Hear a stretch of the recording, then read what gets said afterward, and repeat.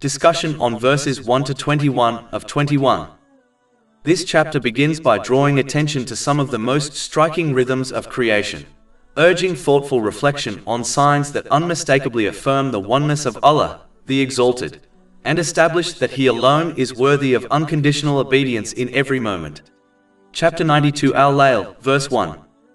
By the night when it covers, and by the day when it appears. The alternation of night and day is not a random occurrence, but a carefully regulated system that sustains life on Earth. The movement of the sun, in relation to the Earth, results in a perfectly measured succession of light and darkness. Daylight provides the ideal environment for people to work, seek their provision, travel, learn, and fulfill their worldly responsibilities. Night, on the other hand, offers a natural period for rest, physical recovery, and mental restoration. The human body is created in harmony with this pattern. Sleep cycles, energy levels, and emotional stability are all closely tied to the regular alternation between day and night. When this rhythm is respected, individuals and societies flourish. When it is disrupted, the effects are felt in physical health, mental well-being, and social order.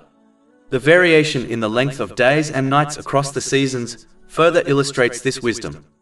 Longer days in certain periods of the year facilitate extended work, travel, and agricultural activity, while longer nights in other periods allow for increased rest and reflection.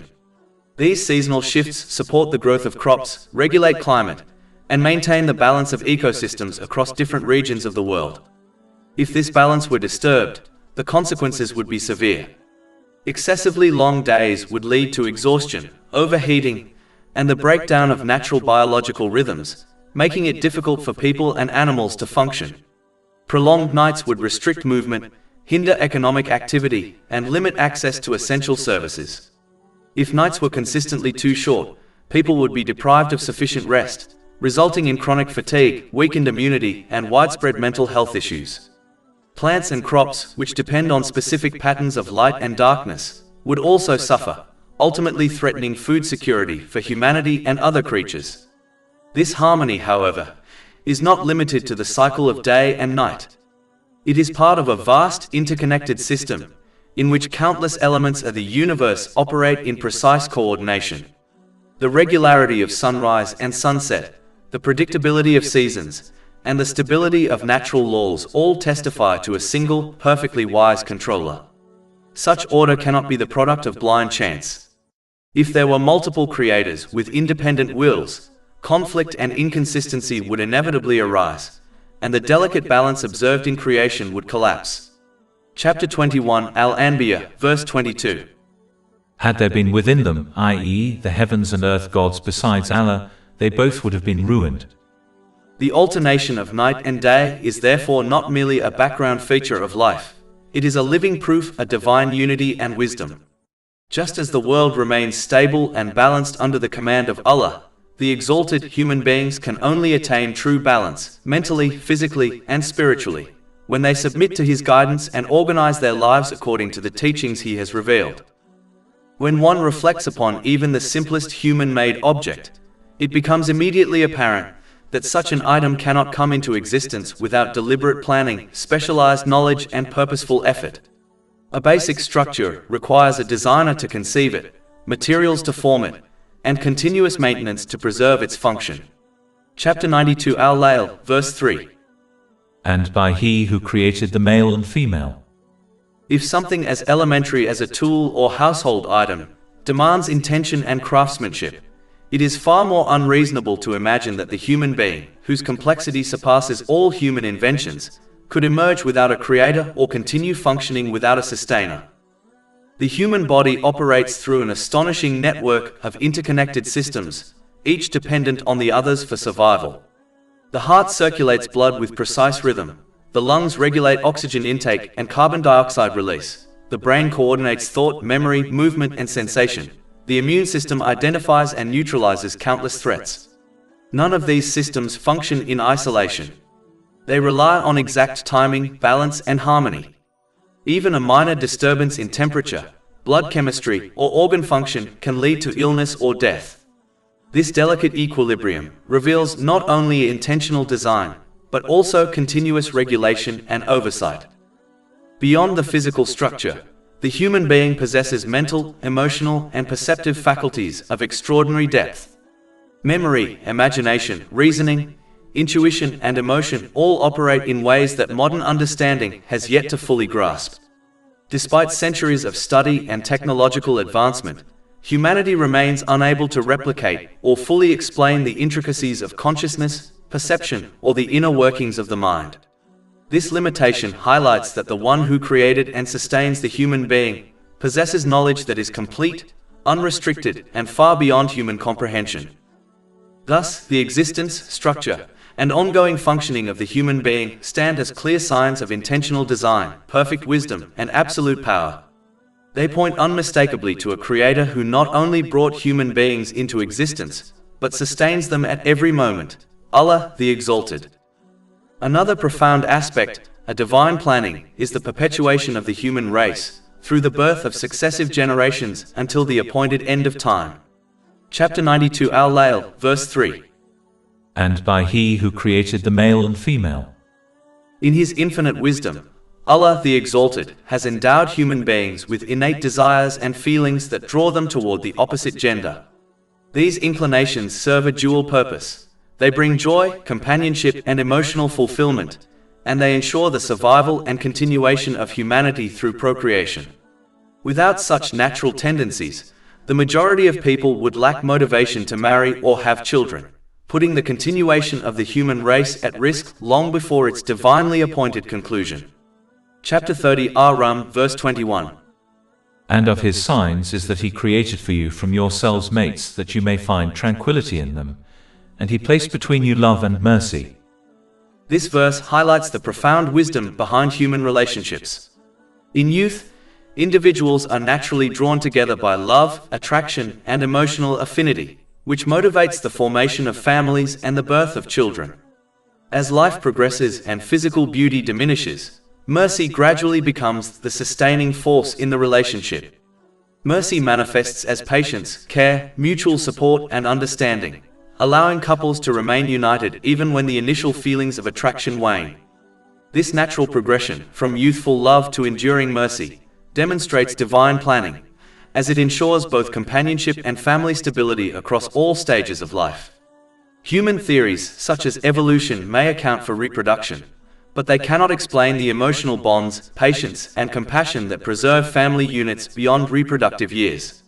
The divine placement of love and mercy transforms companionship into a source of spiritual growth, moral development, and personal refinement. It is within these bonds that individuals learn selflessness, sacrifice, patience, and empathy, qualities that strengthen not only families but also the wider community. Chapter 30 Rum, verse 21. Indeed, in that are signs for a people who give thought. This statement invites reflection, emphasizing that the presence of love in youth and mercy in later life is intentional, guiding couples to remain united through all stages of life. The family unit, grounded in love and sustained by mercy, functions not merely as a social structure but as a spiritual institution. It nurtures faith, cultivates character, and fosters gratitude toward the Creator. Divine planning thus ensures that human companionship is both a practical necessity for survival and a source of tranquility, moral refinement, and spiritual reward. Through this design, Allah, the Exalted, safeguards the continuity of the human race while granting individuals the blessings of happiness, companionship, and emotional fulfillment. These signs encourage reflection, gratitude, and obedience, demonstrating the perfection of divine wisdom and the futility of denying it. Spousal relationships are therefore not only worldly arrangements but spiritual instruments intended to cultivate peace of mind, patience, and mercy. Every stage of human life, every bond of companionship, and every nurturing act within the family is under divine guidance, contributing to both individual well-being and societal stability. In conclusion, the divine placement of love and mercy within human relationships is a clear sign of the foresight and care of Allah, the Exalted. It ensures the continuation of humanity, provides emotional and spiritual tranquility, and nurtures personal and communal growth. Those who reflect upon this sign will recognize the perfection of divine planning and will be inspired to live with gratitude, humility, and obedience, using their relationships as a means to draw closer to Allah, the Exalted, and to prepare for accountability on the Day of Judgment. After examining various signs within creation that clearly demonstrate the oneness of Allah, the Exalted, and the necessity of obeying Him in all circumstances, Allah, the Exalted, emphasizes that not everyone will embrace His divine guidance. This is because following divine teachings often requires a person to act against their worldly desires and personal aspirations, which can seem more immediately appealing than spiritual obligations. Chapter 92 Al-Layl, verse 4. Indeed, your efforts are diverse. The first and best group consists of those who fully surrender their lives and possessions to Allah, the Exalted, fulfilling the purpose of their creation. These individuals consume only what is necessary to sustain themselves, dedicating the remainder of their efforts toward gaining knowledge, strengthening their faith, and seeking closeness to Allah, the Exalted, in both this world and the next. Outwardly, they may appear to abstain from worldly pleasures, but in reality, they experience a profound sense of inner peace and contentment.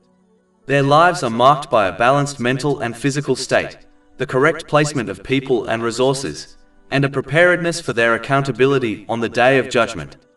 Consequently, their devotion leads to tranquility in both worlds. Chapter 92 Al-Layl, verses 5-7. As for he who gives and fears Allah, and believes in the best, Islam, we will ease him toward ease. The second group comprises those who fulfill obligatory duties and engage in whatever traditions of the Holy Prophet Muhammad, peace and blessings be upon him, they encounter, but do not actively seek further knowledge or strive for spiritual excellence. These individuals focus primarily on enjoying the lawful pleasures of the world.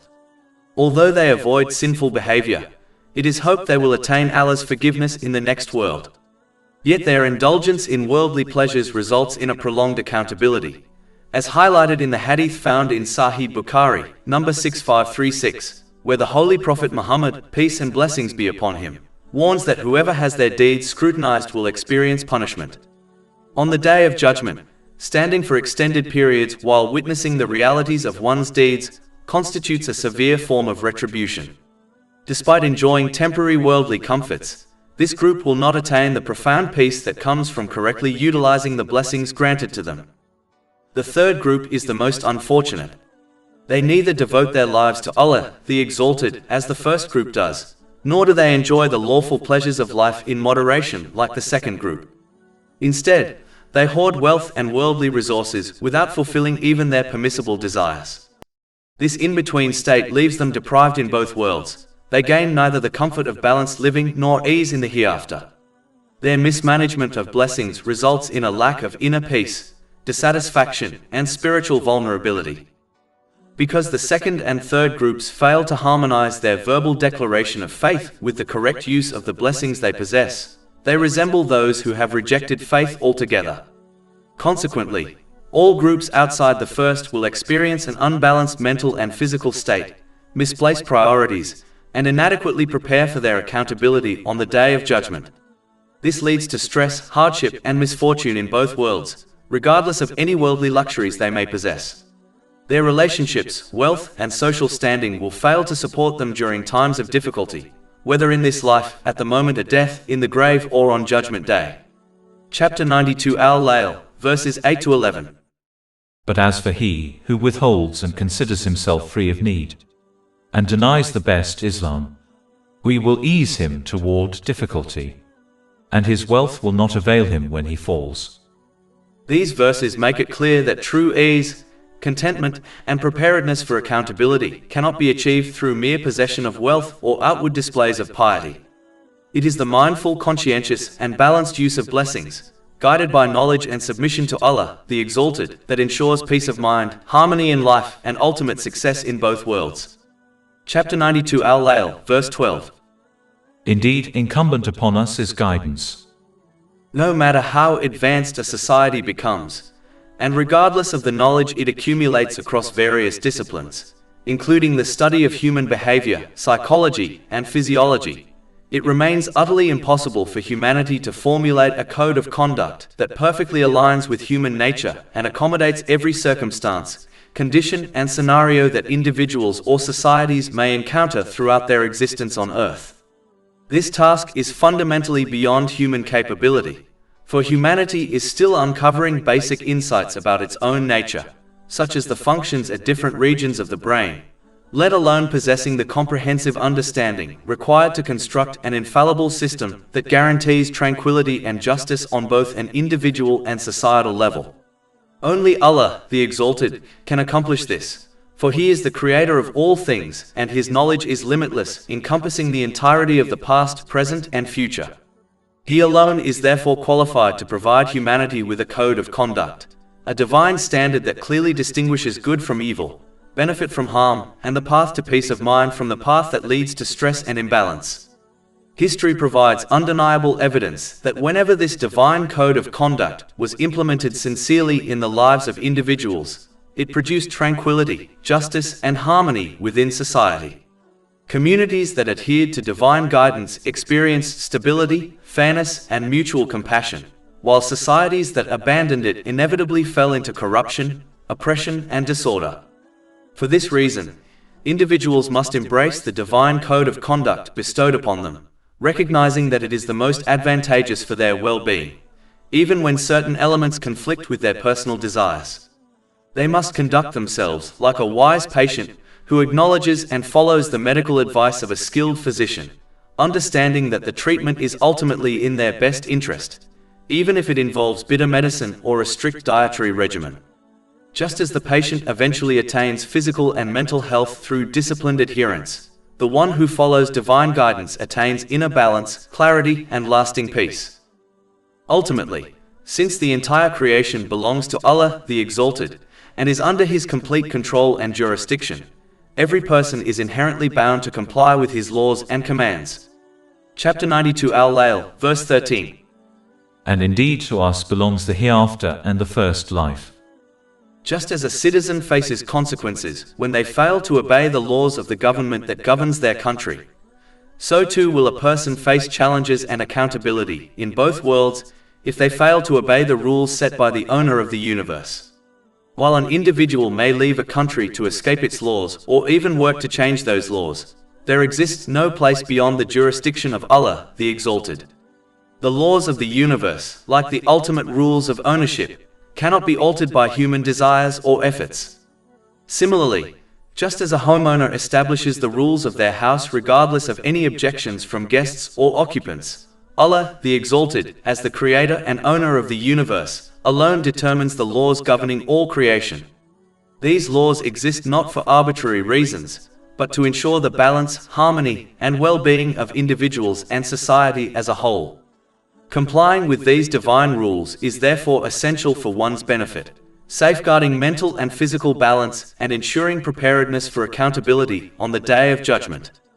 A person has two choices. They may strive to understand the wisdom behind Allah's commands and prohibitions, recognizing how these guidelines benefit them individually, benefit society collectively, and foster tranquility and harmony in life, or they may reject these teachings and instead follow their own desires. Worshipping desires leads to misuse of blessings, imbalance in life, and unpreparedness for the inevitable accountability in the hereafter. For those who choose to disregard divine rules, they must understand that the consequences of their actions are unavoidable. No protests, complaints, or attempts to escape will shield them from the outcome. In contrast, those who submit to Allah the Exalted and utilize the blessings granted to them in accordance with the Holy Quran and the traditions of the Holy Prophet Muhammad, peace and blessings be upon him, align themselves with the source of true peace, guidance, and success in both this world and the next. Compliance with divine laws is therefore not a matter of convenience or preference, but an unavoidable and essential reality for the welfare of every human being. Chapter 92 Al-Layl, verse 14. So I have warned you of a fire which is blazing. One of the primary reasons Islamic teachings describe elements of the hereafter, such as the Day of Judgment, paradise, and hell, in such vivid and detailed terms is to confront and correct the false beliefs held by previous nations. Many people of earlier times either denied these realities outright or mocked them, treating them as fanciful tales rather than inevitable truths. This dismissive attitude was often rooted in wishful thinking, people hoped to continue disobeying Allah the Exalted, while imagining that they would still attain salvation in both worlds. These false assumptions took many forms. Some relied solely on the intercession of a righteous person, without committing to personal reform or sincere obedience. Others believed that a mere verbal claim of faith would guarantee their salvation, regardless of their actions. Some presumed that excuses and repentance would be automatically accepted on the Day of Judgment, even if their lives reflected persistent wrongdoing. Still others imagined that the punishments of the hereafter would be comparable to worldly consequences, failing to appreciate the severity and permanence of divine justice. To correct these misconceptions, Islamic teachings present the realities of the hereafter in explicit detail, leaving no room for misinterpretation or wishful thinking. These descriptions are not intended to induce despair or hopelessness, but rather to awaken the hearts of people to the truth, and to encourage consistent practical obedience to Allah, the Exalted. True obedience requires properly utilizing the blessings one has been granted, whether health, wealth, knowledge, or influence, in ways that are pleasing to Him, as outlined in the Holy Quran and the traditions of the Holy Prophet Muhammad, peace and blessings be upon him. Internalizing these teachings equips a person with both awareness and accountability. It prevents complacency, guards against reliance on false hopes, and encourages a life of sincerity, reflection, and action. By following this guidance, individuals not only protect themselves from the severe consequences of neglect, but also establish a harmonious balance in their mental and physical states, properly place all aspects and relationships in their lives, and prepare effectively for their responsibilities on the Day of Judgment.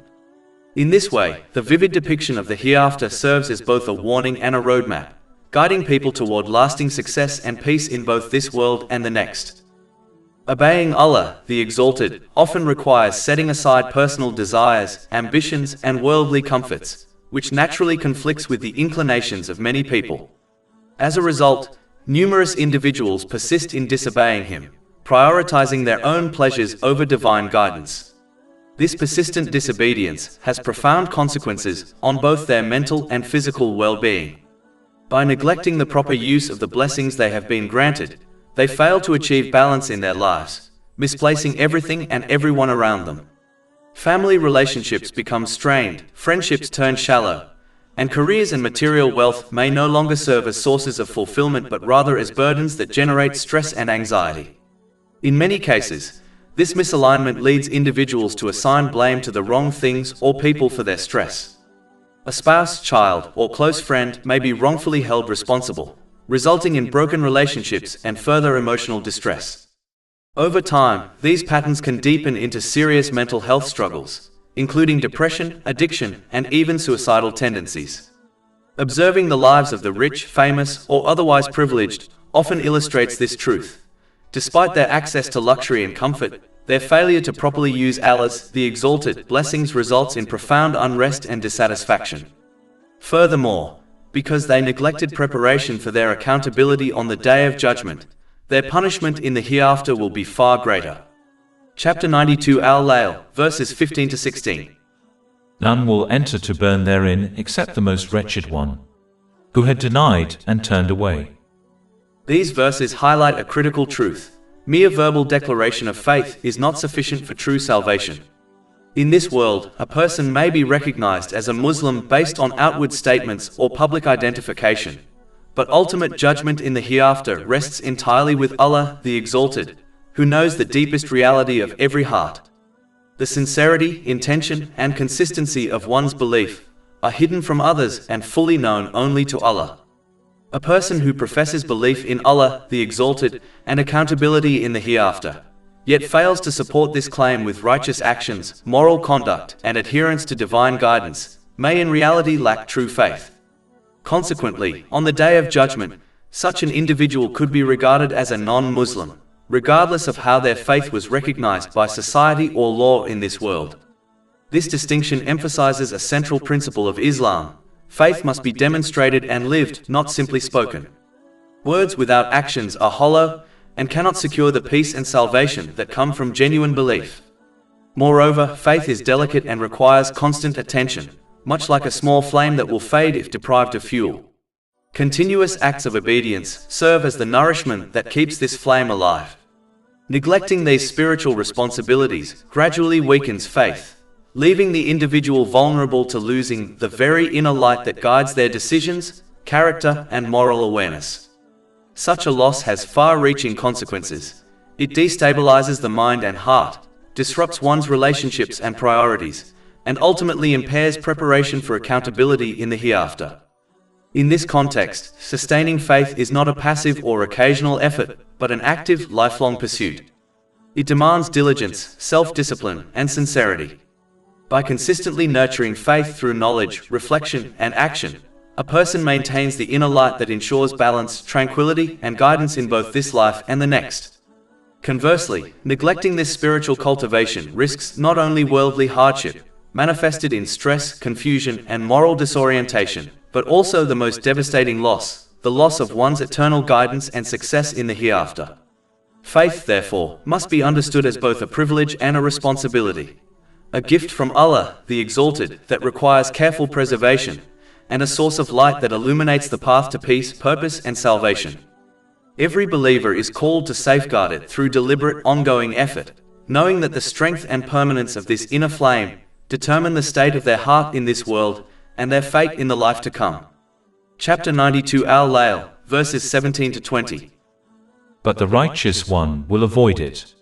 He who gives from his assets to purify himself, and not giving for anyone who has done him a favor to be rewarded, but only seeking the countenance of his Lord Most High. These verses emphasize that the inward foundation of faith is rooted in sincerity and the purity of intention. Intention is the hidden core that gives meaning to every action, whether it is a spiritual duty, an act of kindness, or even daily worldly work. The Holy Prophet Muhammad, peace and blessings be upon him, clearly warned in a hadith found in Jami at Tirmidhi, number 3154, that any deed performed for reasons other than pleasing Allah the Exalted will be fruitless in the hereafter. Those who act for worldly recognition or personal gain will be told to seek their reward from the very people or things they served, but no worldly entity can compensate them in the eternal realm. The significance of intention is further confirmed in the foundational hadith found in Sahih Bukhari, number 1, which establishes that all deeds are judged based on their underlying intention. This principle extends to the entirety of faith. Without the correct intention, even the most outwardly impressive acts of worship, service, or helpful deeds carry no real value before Allah the Exalted. Thus, a person must ensure that every act, whether prayer, charity, or beneficial work, is directed sincerely for Allah the Exalted, so that it will bring reward in both worlds. One practical sign of this proper mindset is that the individual does not expect recognition, gratitude, or praise from others. When a person seeks human appreciation for their deeds, it exposes an impure intention. Acting for people's approval is inherently unstable, because human appreciation is inconsistent and often lacking. This misalignment can lead to frustration, bitterness, and feelings of wasted effort. This is frequently observed among parents or relatives who perform their responsibilities primarily to gain acknowledgement, rather than seeking the pleasure of Allah the Exalted. Conversely, the person who acts purely for the sake of Allah the Exalted experiences a unique inner serenity. They fulfill their responsibilities, support others, and perform good deeds without attachment to external validation. Even if their efforts go unnoticed or unappreciated by those around them, they remain content, for they trust that Allah the Exalted fully knows and will reward their sincere efforts. This mindset cultivates resilience, patience, and peace of mind, allowing a person to live with clarity and contentment rather than frustration or bitterness. Ultimately, sincerity in intention safeguards one from disappointment and ensures that every deed contributes to their spiritual success, granting them reward and tranquility both in this life and in the hereafter, through obtaining a balanced mental and physical state, and through correctly placing everything and everyone within their life. Chapter 92 Layl, verse 21. And he is going to be satisfied. This understanding reinforces that for every person, the quality of intention is not a minor aspect, but the very cornerstone of faith and action. Without it, even the most outwardly commendable acts risk being rendered ineffective in the eternal perspective, leaving the individual deprived of the ultimate reward on the Day of Judgment. Chapter 18 Al-Kahf, verse 110. So whoever would hope for the meeting with his Lord, let him do righteous work and not associate in the worship of his Lord anyone. Therefore, a person must follow Islamic teachings for their own benefit, even when these teachings challenge personal desires or preferences. This can be compared to a patient who faithfully follows a doctor's instructions, taking bitter medicine and adhering to a strict regimen, fully aware that it is necessary for their health. Just as the patient gains physical and mental wellness by obeying the doctor's guidance, a person who sincerely implements the principles of Islam attains balance in their life, harmonizing their mental, emotional, and physical states, and placing their relationships and responsibilities in proper perspective. This outcome is only possible because Allah, the Exalted, possesses complete knowledge of human needs, circumstances, and potential challenges. Human understanding, no matter how advanced, is limited. No amount of research or expertise can address every difficulty a person may face, prevent all forms of stress, or guarantee that relationships and responsibilities are managed perfectly. Human advice is constrained by limited experience, biases, and incomplete knowledge. Allah, the Exalted, alone understands every aspect of existence and provides guidance through the Holy Quran and the traditions of the Holy Prophet Muhammad, peace and blessings be upon him, enabling people to live in a way that truly benefits them. The difference between those who follow these teachings and those who ignore them is apparent in their lives. Just as patients may not fully grasp the science behind their treatment yet trust the doctor, people are encouraged to reflect upon the wisdom of Islamic teachings and see the benefits of obedience in action. Following this guidance ensures that the blessings a person has been given, such as health, wealth, knowledge, and relationships, are used wisely, resulting in stability, contentment, and peace of mind. Approaching Islam with an open and unbiased heart allows one to recognize its truth and experience its positive impact. Chapter 12 Yusuf, verse 108. Say, this is my way, I invite to Allah with insight, I and those who follow me. Additionally, Allah the Exalted alone controls the spiritual heart, the center of true peace and inner contentment. Chapter 53 and Najm, verse 43. And that it is He who makes one laugh and weep.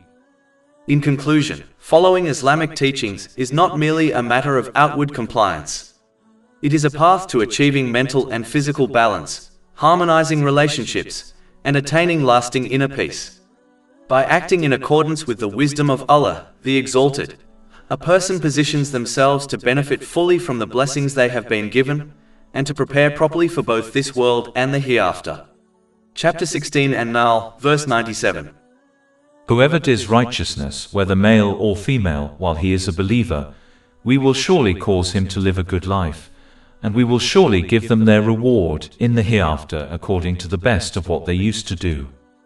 All praise is due to Allah, Lord of the worlds, and may peace and blessings be upon His final messenger, Muhammad, his noble family and companions.